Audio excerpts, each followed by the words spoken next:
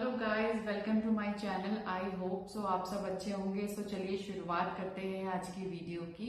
अच्छा, मेरा ये मानना है कि अपने दिन की जो शुरुआत है ना, एक नई उम्मीद और आशाओं के साथ करनी चाहिए, क्योंकि उम्मीद पे ही तो दुनिया कायम है। तो एक अच्छे दिन की शुरुआत करिए किसी अच्छी उम्मीद के साथ, नई आशाओं के साथ, तो आपका दिन भी बहुत अच्छा जाएगा। क्योंकि जब हम अपने दिन का कोई गोल सेट कर लेते हैं कि कल हमें ये चीजें करनी है, तो हम एक ऑर्गेनाइज तरीके से काम करते हैं।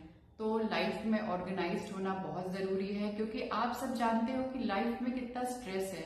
कोई मेंटल स्ट्रेस में है, कोई फिजिकल स्ट्रेस में है। तो बेसिकली ये कंसर्न है कि हम इन सब चीजों से ओवरकम कैसे कर सकते हैं और अपनी लाइफ को इजी कैसे बना सकते हैं। सो मेरा फर्स्ट पॉइंट है बी ऑर्गेनाइज्ड। हमें अपनी लाइफ में अपने टाइम को लेके, अपने काम को लेके और अपने गोल्स को लेके जरूर ऑर्गेनाइज्ड होना चाहिए। क्योंकि कई बार होता है कि चीजें छोटी छोटी सी ही होती है। ये आप अगर खुद ऑब्जर्व करोगे अपनी लाइफ में, डेली रूटीन में, तो देखोगे चीजें बहुत छोटी छोटी सी होती हैं, लेकिन उसको लेके स्ट्रेस बहुत बड़े बड़े से हो जाते हैं, क्योंकि हम ऑर्गेनाइज नहीं करते हैं चीजों को अच्छे से। तो अगर आप चीजों को ऑर्गेनाइज कर लोगे तो आप खुद बहुत स्ट्रेस फ्री फील करोगे। तो इसका बहुत इजी एग्जांपल है, जैसे आज अगर आप रात में सोने जा रहे हो, तो सोने से 15-20 मिनट पहले या आधा घंटा पहले आप अपने कल की चीजों को ऑर्गेनाइज कर लो। आप एक टू डू लिस्ट बना लो कि आपको कल कौन से इंपॉर्टेंट काम करने हैं। और हाँ, एक बहुत ज्यादा इंपॉर्टेंट चीज है कि जिस चीज को लेके आप बहुत ज्यादा स्ट्रेस ले रहे हो, जो काम को लेके आपके माइंड में चल रहा है कि ये काम मुझे करना है। सो गाइस, जैसे आप लोगों से मैंने डिस्कस किया है कि जिस काम को लेके सबसे ज्यादा स्ट्रेस फील कर रहे हो, उस काम को फटाफट जल्दी से कर लीजिए। इससे आप खुद बहुत रिलैक्स फील करोगे। क्योंकि जब हम कोई चीज लिख लेते हैं ना, तो उस चीज को जैसे ही आप कॉपी में लिखोगे तो आप खुद ही बिल्कुल रिलैक्स हो जाओगे, स्ट्रेस फ्री हो जाओगे। इसलिए अपने प्रोजेक्ट की डेडलाइन जरूर सेट कर लीजिए। क्योंकि कई बार होता है हमें कोई प्रोजेक्ट 10 दिन बाद सबमिट करना होता है, लेकिन उसका स्ट्रेस हम अभी से लेने लगते हैं। तो इसलिए आपको जो काम में बहुत ज्यादा स्ट्रेस लग रहा है आपको बहुत जल्दी कंप्लीट करना है, तो उसको सबसे पहले कंप्लीट करिए। तो चलिए जानते हैं गाइस, मेरी नेक्स्ट टेक्निक है मेडिटेशन और योगा। सो मेडिटेशन बहुत ही इंपॉर्टेंट है मेरी लाइफ में, और मुझे ऐसा लगता है कि अगर हम यहाँ से रिलैक्स है, माइंड से फ्री हैं, तो हम हर काम बहुत ही प्रोडक्टिविटी से कर सकते हैं। तो अगर आप भी अपना काम बहुत ही प्रोडक्टिविटी से करना चाहते हो, स्ट्रेस फ्री रहना चाहते हो, रिलैक्स रहना चाहते हो, तो मेडिटेशन के लिए जरूर टाइम निकालना। क्योंकि डीप ब्रीथिंग एक्सरसाइज लाइफ में बहुत ही इंपॉर्टेंट है। और अगर आप इसके बेनिफिट्स जान जाओगे, एक बार आप फॉलो करके देखो, इसको आजमा के देखो, आप खुद बहुत चेंजेस पाओगे। तो इसके बहुत से बेनिफिट्स हैं। फिर चाहे एंटी एजिंग की बात हो, या फिर ओबेसिटी की बात हो, या फिर जो आज इतना फिजिकल स्ट्रेस है, मेंटल स्ट्रेस है लोगों में, हर चीज के लिए बेनिफिट है। तो मुझे ऐसा लगता है कि हमें जरूर रोज 2 या 3 बार मेडिटेशन जरूर करना चाहिए। तो आप डीप ब्रीथिंग एक्सरसाइज करने की हैबिट डालिए। तो जैसे मैंने आपसे बात करी कि योगा और सूर्य नमस्कार बरसों से चला आ रहा है, हमें अपने दिन की शुरुआत सूर्य नमस्कार और मेडिटेशन से करनी चाहिए। तो इसके बेनिफिट्स इतने ज्यादा हैं कि आपको अपनी लाइफ में खुद बहुत ही अमेजिंग चेंजेस मिलेंगे। तो हमें नई चीजों को एडॉप्ट करना चाहिए, अच्छी चीजों को खास करके।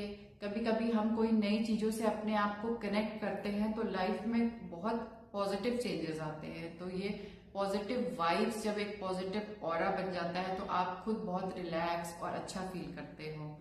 तो आप रात में सोने से पहले आधा घंटा पहले मेडिटेशन जरूर करिए, डीप ब्रीथिंग जरूर करिए। इससे आपकी बॉडी बहुत काम होगी, रिलैक्स होगी। सो मेरी नेक्स्ट टेक्निक है रीडिंग बुक्स। सो ये एक अमेजिंग हैबिट है। अगर आप इसको फॉलो करते हो तो आप खुद बहुत रिलैक्स फील करोगे। क्योंकि कई बार क्या होता है ना, किसी के एक्सपीरियंसेस पढ़ने से हम बहुत कुछ लर्न करते हैं। तो हम एक ही बुक के थ्रू किसी के सालों के एक्सपीरियंस को पढ़ सकते हैं। तो रीडिंग बुक जरूर करनी चाहिए। रात में आप जब भी फ्री हो अपनी पसंद की कोई भी बुक पढ़ सकते हो। इससे भी आप बहुत रिलैक्स फील करोगे, प्लस आप किसी के एक्सपीरियंसेस को गेन करोगे, कुछ नया सीखोगे उससे। तो कभी हम कुछ नया सीखते हैं तो हम खुद बहुत रिलैक्स फील करते हैं, हमारी बॉडी बहुत रिलैक्स फील करती है, और हम खुद से अंदर से बहुत हैप्पी फील करते हैं।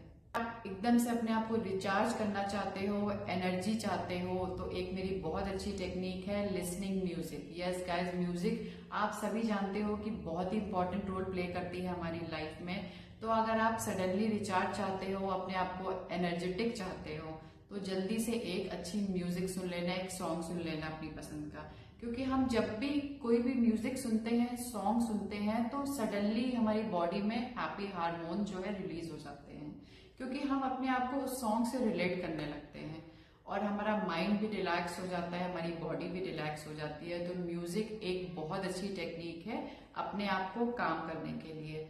तो अपनी पसंद की म्यूजिक जरूर सुनिए रात को सोने से पहले, इससे आप बहुत ज्यादा रिलैक्स फील करोगे, काम फील करोगे। मेरी नेक्स्ट टेक्निक है share your thoughts and feeling, जो हमारी लाइफ में बहुत ही इंपॉर्टेंट है।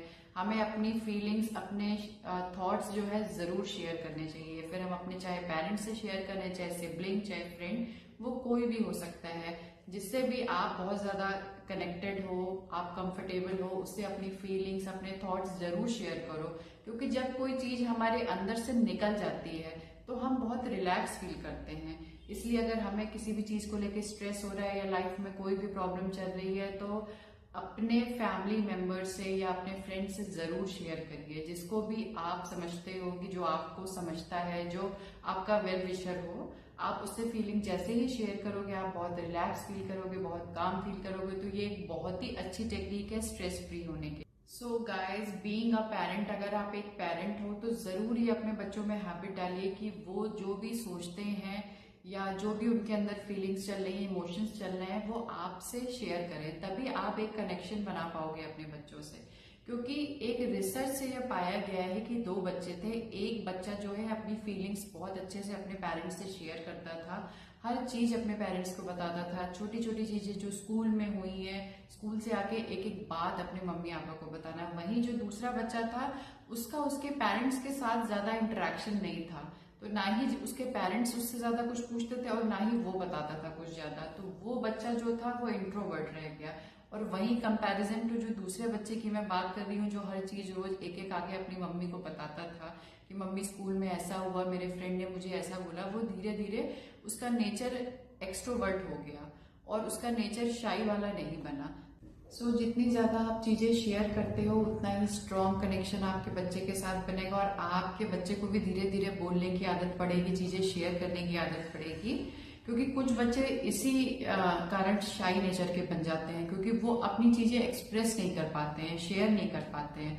इसलिए चीजें एक्सप्रेस करना, फीलिंग्स शेयर करना बहुत जरूरी होता है। तो ये हैबिट अपने बच्चों में जरूर डालिए। तो चलिए फिर मिलते हैं किसी नेक्स्ट वीडियो में किसी नए टॉपिक के साथ। उससे पहले मेरा ये बिल्कुल नया चैनल है, अगर आपने सब्सक्राइब ना किया हो तो सब्सक्राइब कर लीजिएगा और कमेंट्स करके जरूर बताइएगा कि आपको वीडियो कैसी लगी। Okay, thank you, bye bye, take